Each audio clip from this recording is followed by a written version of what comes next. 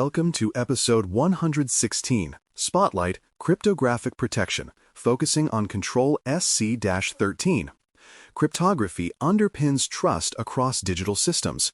It is what turns raw data into secured information, unreadable to outsiders and reliable to those authorized to use it.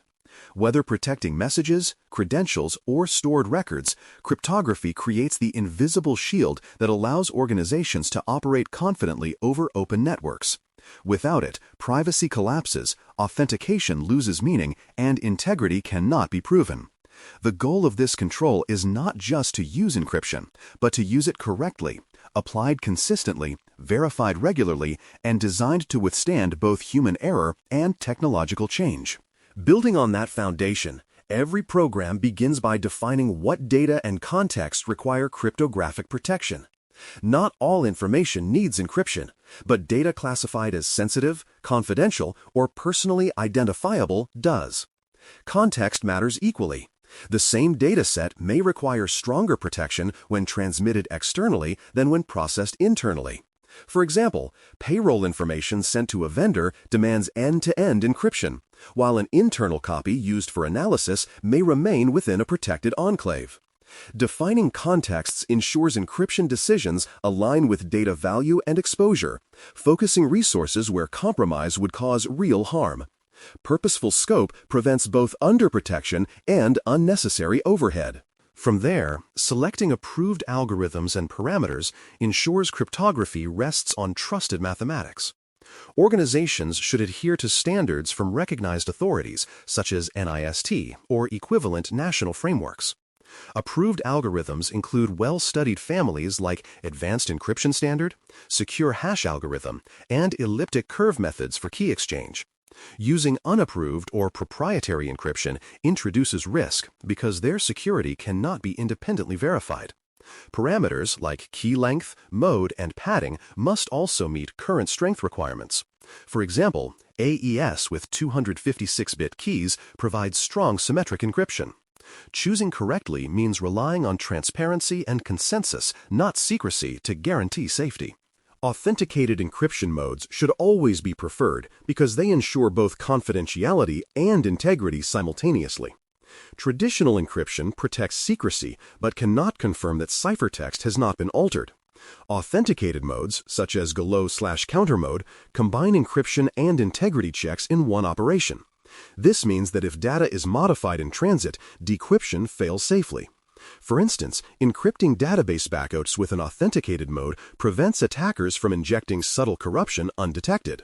Using these modes by default simplifies design and strengthens assurance.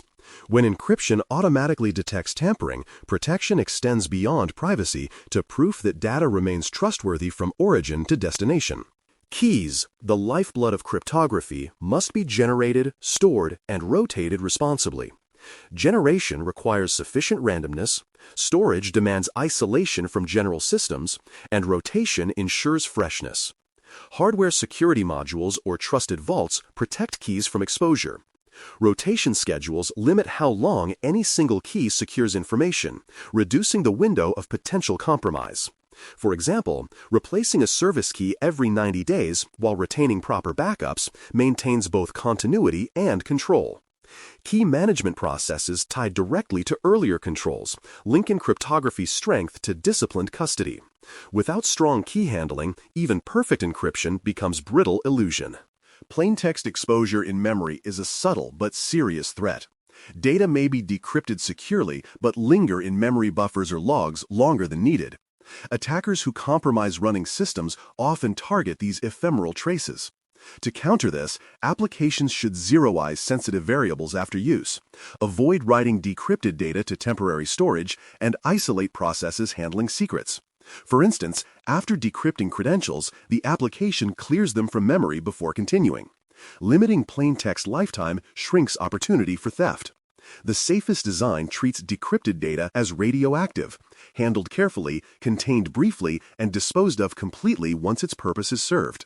Nonce, initialization vector, and salt management also determine cryptographic safety. These small random inputs prevent repetition that could reveal patterns or allow replay attacks. Nonces and IVs must never repeat under the same key. Salts must be unique for each hash operation. For example, encrypting multiple files with identical IVs can expose structure within ciphertexts. Secure systems generate these values dynamically from high-entropy sources and store them alongside ciphertext for verification. Proper nonce discipline is one of cryptography's quiet essentials, often overlooked but, when neglected, capable of undoing even the strongest algorithms. Transmission protections depend heavily on enforcing transport layer security policies across all services. TLS provides a standardized framework for encryption, authentication, and integrity in transit, but only when configured consistently.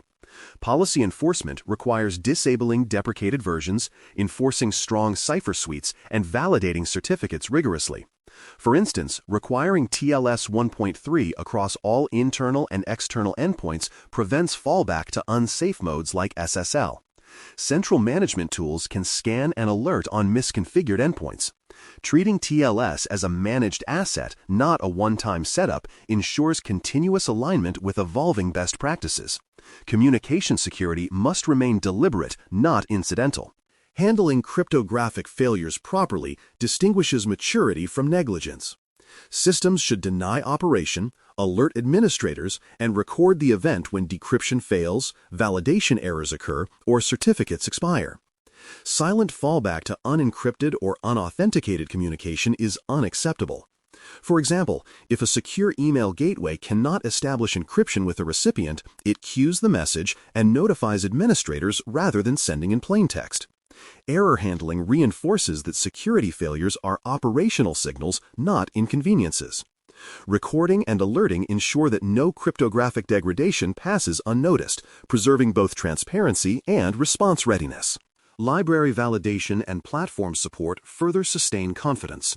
Approved cryptographic libraries undergo peer review, certification, and continuous maintenance. Developers must avoid unverified or outdated packages that lack oversight.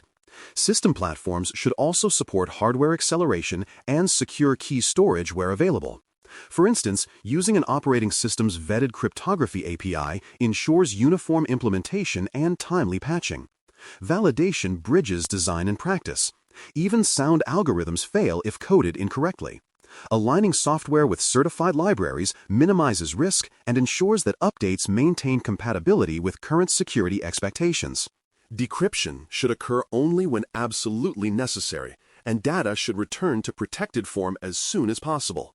Persistently storing decrypted copies undermines confidentiality. For example, when processing encrypted customer records, decrypt just long enough to perform computation, then re-encrypt outputs immediately. The guiding principle is minimal exposure. Process what you must, protect what you can. This habit enforces a culture where plain text is a temporary state, never the default. Limiting decryption windows reduces risk surface dramatically and exemplifies respect for data beyond compliance obligations. Any exceptions or compensating controls must be documented clearly and approved formally.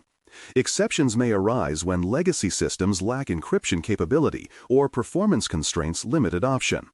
Each case must include justification, compensations such as isolated network placement or tunnel encryption, and defined timelines for resolution. Documentation converts deviation into accountability, ensuring that compromise is conscious and temporary. For instance, allowing an older device to transmit internally without encryption should trigger both isolation and a retirement plan. Transparency preserves trust, proving that every exception remains visible and managed until closure. Evidence reinforces assurance through configuration baselines, scan results, and negotiation logs. Configuration files demonstrate policy enforcement. Vulnerability scans confirm that weak protocols remain disabled. Negotiation logs verify which cipher suites were used during connections. For example, capturing handshake data can confirm that all external services negotiate only approved protocols. Evidence turns cryptographic posture into verifiable fact. It supports audits, satisfies compliance, and validates operational claims. When records consistently show alignment between policy and execution, encryption ceases to be faith-based. It becomes demonstrably trustworthy. In conclusion, Control SC-13 establishes cryptographic protection as a continuous discipline, not a single configuration. Security arises from precision-approved algorithms, authenticated modes, responsible key management, and deliberate exception handling. Together, these practices ensure confidentiality and integrity across every context where information moves or rests briefly in transit. Consistent, verifiable cryptography builds confidence between systems, partners, and users alike.